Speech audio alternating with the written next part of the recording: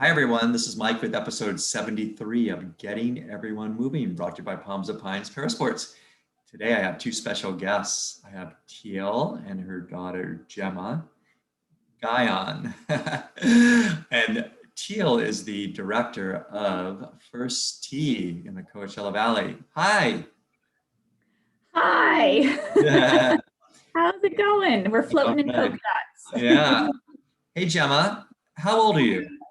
I'm I'm 9. She had 9. about that. I heard, I've only seen video, but I've heard that you're quite an athlete. What kind of sports do you like to do? Well, I like to play golf and soccer. And soccer too. And for golf, you have a special Paramobile, is it? Yes, How does that help you to play golf? that helps me to so my mom doesn't have to hold me. So that's great. Do you like, what do you like about golf? I like that it teaches me stuff and it's fun. That is great. And how about soccer? Tell us about playing soccer. How do you do that? I like to play with my dad a lot. Okay. That is terrific. Good for you. Thank you for being on with us. You're welcome. So Teal, tell us about First Tee and this Paramobile, which you were recently able to purchase. Yeah, so First Tee is a life skills program. We teach life skills and core values through the game of golf. So it is a program that's been a program of the Desert Recreation District here in the Coachella Valley since 2008. And we typically impact about 7,000 young people in the community each year through this wonderful program. And I came on in July of 2020 in the midst of the pandemic, and we were not programming at that time. And that gave me some time to make write some grants and make some adjustments in the program. And I have a heart for kids with special needs because Gemma was born with a brain tumor, and so she doesn't ambulate on her own. And so because of that, it has made having her be a golfer kind of limiting, right? We were able to ride around in a golf cart and hop out and she would hit a shot, but it was tough for her to stay on the driving range on her own. We tried using benches and we tried using chairs, and it was just like, I know there's gotta be a better way. And Anthony Netto from the Stand Up and Play Foundation, I had seen his posts on Facebook, and I reached out to him and said, can Paramobile, can it be used with children? He said yes, and it's really the only one of its kind that can be used with young people, with people 3 feet all the way to people 6'5", I think is the limit. So no 7-foot people, but that's okay. So the Paramobile is amazing because it's like a golf cart, and it drives you around on the golf course, and then it stands you up. So there's, a lever that then kind of gets you to a standing position, and there's safety harnesses that keep a participant strapped in and able to kind of lean over and get to the proper posture for a golf swing. So the Stand Up and Play Paramobile is just an amazing tool that we have at the golf center. We have Gemma using it. We have a young participant named Asher using it. And we hope in the future to, really have this available for all of the young people in the Coachella Valley and all of the adults as well. So there are units that kind of work similar to a Stand Up and Play Paramobile that can be used with adults around the valley. There's one at Silver Rock. I believe there's one at the Lights in Indio, and there's a few others sprinkled around, but there's none that could be used for the littles. So this Paramobile is just a great piece of equipment. The First Tee and the Golf Center in Palm Desert went in together to help purchase the Paramobile. And also we were granted a $10,000 grant from the Inland Empire Community Foundation and the Tucker Fund. So they were able to help to offset the cost. It's an expensive piece of equipment, but it works and it's amazing. And it gives the little ones the freedom to just go out there and play golf and be right along with their peers. So it's an incredible piece of equipment. Gemma, how do you feel when you're riding the Paramobile? I feel pretty good. But tell me a little bit more. Tell me a little bit more about that. I feel like I'm not going to fall out of it. Like it's very heavy and it won't let me fall out. It will let you fall out. Yeah. Yeah. That is great. So you just had a birthday party, didn't you? Yeah. What did you do at your birthday party? We swam and then my dad made hot dogs and hamburgers. Wow, that sounds like a terrific birthday. I want to come next year, okay? Okay. You have to wear a mermaid tail though, okay? After a mermaid tail, oh my gosh. And you have to have tofu hot dogs too. There you go. Yes. We had Impossible Burgers, Michael. We You'll did. be set. Okay, I'll come. So Teal, you've had programs for people of all abilities at First Tee. Why is that important? Yeah, golf is amazing. It's to me really the only sport that the ball doesn't move. So you can take your time, hitting your shot and getting yourself set. And so that lends itself to, people of all abilities, people with sighted issues. That has been an amazing experience working with at the Blind Children's Learning Center out in Orange County. We had young participants who had all varying degrees of ability to see, and we were able to have them play golf and experience sports outside, and that is just a really unique part of the game of golf. It doesn't mean that they can't do other things, and I know that's what you do and you adapt for all of those things, but it just seems to me as an athlete that golf really, it makes sense for it's easier to adjust because you can take your time getting yourself set and getting ready to hit the shot. So it just lends itself to that. So it's a wonderful game. It's a game of a lifetime. It also has all of those core values associated to it. So sportsmanship and courtesy and responsibility, and so there's just all of these teachable lessons in the game of golf that can help everybody. That we have volunteer coaches that come out of the classes and think they learned more than the kids that day, right? Because they needed another lesson on perseverance and how to get out of a bunker, and then how perseverance in life and how goal setting and just different lessons that we're teaching at First Tee or through the game of golf that are just important for everybody. So that's why it's include everybody. Yeah, that makes sense. Gemma, do some of your friends play golf too? Yes, you. You? Yeah, what are some of their names? Harper, Charlie, Michael, Jake. Do you enjoy going out and playing golf with your friends? Yeah, it's fun. It's fun, and do you get to talk to them and just hang out with them? And yeah. Gemma, do you think if you wanted to do a sport, do you think there's any sport that you cannot do? No, of course not. Well, I think you can do any sport because you just have to believe in yourself and then do it. That's absolutely right. That is so great, Gemma. I love it. And there's a kiss from Mom. She got a kiss for that answer. That was really great.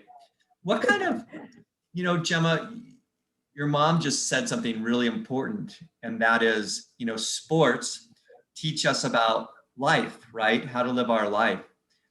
What are, you said something really important about, you believe in yourself, you get out and do, but what are some of the other things that you've learned from playing golf or soccer or other sports? Something I learned that you can always try again if you fail. That's a really important lesson, isn't it? Mm-hmm.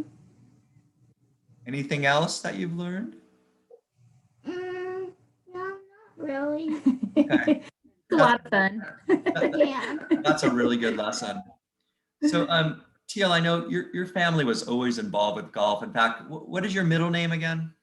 My middle name is Palmer, after Arnold Palmer. And your brother? Is Nicholas, after Jack Right. Nicholas. So we didn't have a prayer. We were going to be playing golf. We are a golfing family to the core. My dad is a golf nut. Played golf since he was 16. He's now 84, and has played golf every day of his life, and talks about golf and loves golf. So it definitely was ingrained in me at a young age. But out here in the Coachella Valley, growing up out here, you would think that a lot of young people play the game, and truly when I grew up out here in the 80s and 90s, it just wasn't that way. I didn't know any child who played golf that was my age. It was my brother and myself and my dad, and we would go out and play. And I knew my dad loved it, and I just wanted to hang out with my family, and I fell in love with it.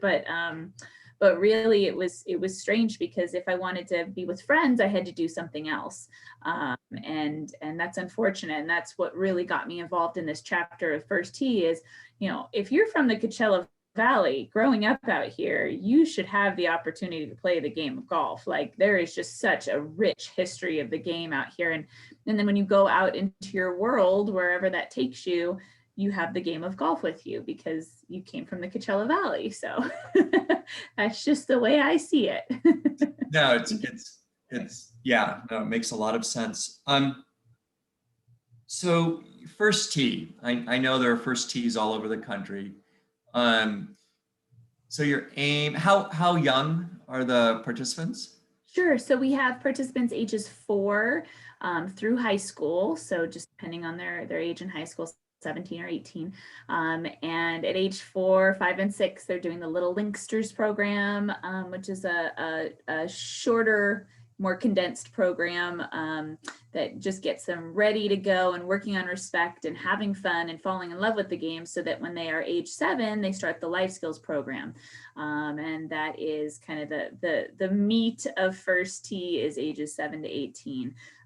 And we work on the different core values. There are 9 core values in the program, and we work on a different core value each week. And then as they move and progress to the higher levels of the program, they work on goal setting and resilience skills, and just different ways to make them the best little person that they can be, building a go-to team, having these mentors and these coaches who, we all just fall in love with the participants, and we all become a big old family. So it's a really great program that way. We stick with our families and our participants, and they stick with us. And so it really is a wonderful community program. And I'm really happy that it's thriving so well out here in the Coachella Valley. So, and the youth can eventually play in college. I mean, if they want to play in college and play their whole lives. So do you encourage, when you teach people about life skills, or you encourage them to continue with their education? And absolutely, yeah, that's a big piece of what we're doing. It's not that you are the greatest golfer in the world, or there's a lot of participants that don't go on to play in college. We do have a lot that do, but but there are a lot that they do other things, and they're well-rounded young people. And we always talk about education. That is, key to what we're doing. If their education is lacking in any way, then we say, well, you get to take a break from first tee while you get that back in order. And that's number one. And so, yeah, we're always promoting education. And when we talk about, responsibility, most of the time we're talking about, okay, what are your responsibilities? Gemma, what are your responsibilities? To brush my teeth in the morning, make my bed, make sure you do your chores. And what else? What are you responsible for in your life? I don't remember. You don't remember? What do you do when you go to school? You make sure you like hang up your backpack and you get the stuff out of your backpack so your teacher doesn't get mad if you don't get it out. Yep. And homework, right? Which is your responsibility. Yeah, that's really good, Gemma. What grade are you going into in the fall? I'm going into 4th. Yeah, which school do you go to? I go to Ranch Mirage Elementary. That is great. That's so good. What are your favorite subjects in school? My favorite subjects in school are art and math. Art and math, they go together. They definitely go together. That's so cool. So do you do painting, or what do you like to do in terms of art? I like to paint a lot. You do. So have you made some really nice pictures that are up in your house? Yeah, I do. That is so great. I love that, Gemma. That's really good. Teal, you're just doing the first tees are doing such really great work. I think it's really important to engage youth. Not necessarily to create elite athletes, but to get people to have healthy habits. And it sounds like that's what you're doing. Absolutely. Yeah, we have healthy habits in the program as well as our 9 core values. So we really, help the young people know that, play and, safety and that they're taking care of themselves and they're hydrating, and that their community is important, and their family and their school. We're talking about making them a well-rounded young person. So it's not just, it is the sport, but it's so much more than that. It's our tagline is building game changers. We're looking to make young people the best version of themselves. That's what we're trying to do every day. And we have volunteers that really make a huge difference in these young people's lives. So the program is taught by a lead instructor who is either a PGA or LPGA professional. And then we have volunteers in the community that really support that coach and help the classes thrive, help the participants to be their best selves, and they're the mentors that make a huge difference in the lives of these young people. So during the pandemic, we haven't had as many volunteers, unfortunately, and we're looking to kind of really build that volunteer army back up, because it changes just how wonderful the classes are and how rich the discussion can be when you have these awesome volunteer coaches. So what if a child comes from, or lives in a low-income family? Oh, yeah. How can they participate? Yeah, so we will sponsor any participant. We have a financial aid. It's discreet. They just do it online, and they would just submit for financial aid requests. And then, if there's a financial need at home, sometimes it's just even the question of, do you have a financial need right now, right? Is there an extenuating circumstance in your household right now? So through COVID, we had quite a few families who, had selected that as their reason, to have some need, is that they have a problem going on right now. And so just finances are never a reason that participants can't we don't turn anyone away. We let everybody participate. We are inclusive. We have all the equipment that they would need. So I know that typically some families think of golf as like an elite sport and it costs a lot, but the program costs a lot more for us to run than what we charge our families just in general. So it's $65 for a 9-week session. But then once again, if that is a hardship for any family, we will take that cost away, and there is no cost. So the idea behind the $65 is some sort of buy-in from the family so that they bring their kids every week. Yeah, and then but really, yeah, cost is, we are a nonprofit. We fundraise to help this program, and we want to make it accessible to every young person out here. That's great. Do you have any fundraisers coming up then, or you just did one, right? We just had our big fundraising golf tournament, so on April 12th, and we raised it's looking like close to $140,000 for the event, which was amazing. But yeah, I mean, we're kind of continually fundraising because it does cost a lot of money to produce this program, and and make it so low cost to all of the families out here. We are in the schools, so hopefully getting back to that this fall. First tee programs being in physical education classes being taught by the physical education teachers, and then in after school programs where the kids don't have transportation to get to us, we come to them, and we're in after school programming as well at 27 different school sites. So yeah, and the goal is to get to every single elementary school and be in every single physical education class out here, because once again, we should all be little golfers out here. Everybody should have that opportunity to learn the game, because it's the game that for a lifetime, right? And it's so used in business, right? It's just, if you have that skill set, it makes it so much easier for you to socialize in the business world. So that's right. So Gemma, we're getting towards the end of our interview. What is a last thing you'd like to say to people who are watching this? You can say anything you want. What would you like to tell people about you? I would like to tell people you should believe in yourself when you do any kind of sport. Yep, and I think we're going to leave it at that. So thank you both, Teal and Gemma. This has been a delight, and thank you so much. Thank you for all that you do.